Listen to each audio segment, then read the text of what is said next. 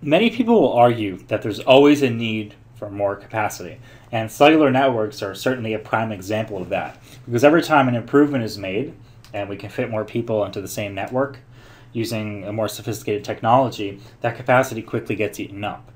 And so we were having this problem in this time period with AMPS around the 1990s, where the network was then once again bursting at its seams. So there were many, many millions of mobile subscribers by this time, and we needed to find a way to do more with what we currently had and make spectrum sharing more efficient.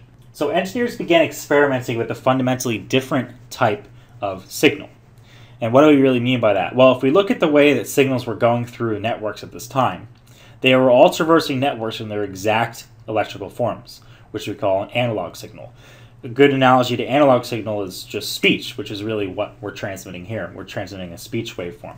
So it goes up when you speak higher, more intensity, goes down when you speak lower, higher, lower, and so on. And you can view this as a speech waveform. And so from the time that it was sent from your phone to the time that it got to the receiver, it would look exactly like this anywhere in the network. With the rise of computers, engineers realized that they could more efficiently deal with these signals if they used a different type of signal. So rather than having it traverse in this analog form, they said, let's first convert it to a bunch of ones and zeros, which is really computer code. Each of these ones and zeros are called bits. And a bit is just, as we said, a 0 or a 1. It's just on-off type of computer logic. And so this is called a digital signal. This is a type of digital signal. And digital signals are completely discrete in both time and value. So it can only take the value of either a 1 or a 0. So this would take the value of a 1 then, 1. This takes the value of 0. This takes the value of 1, and so on. Whereas the analog signal has many values that it takes in between, an infinite number of values that it takes when it's rising up to the top here, and then coming back down, and then rising back up, going back down, and so on.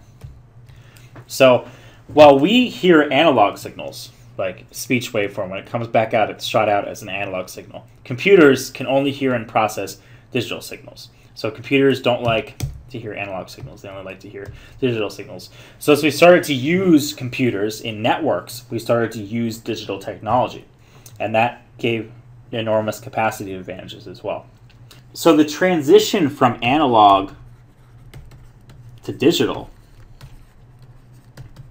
really marked the migration from 1G to 2G. When we started to have digital phones and phones that had computers in them and so on, we started to get more features than just the standard call. So in 1990, a Motorola phone looked something like this. It's still only used for calling. So you can dial someone's number and then you can call them and hear them on the other end and speak.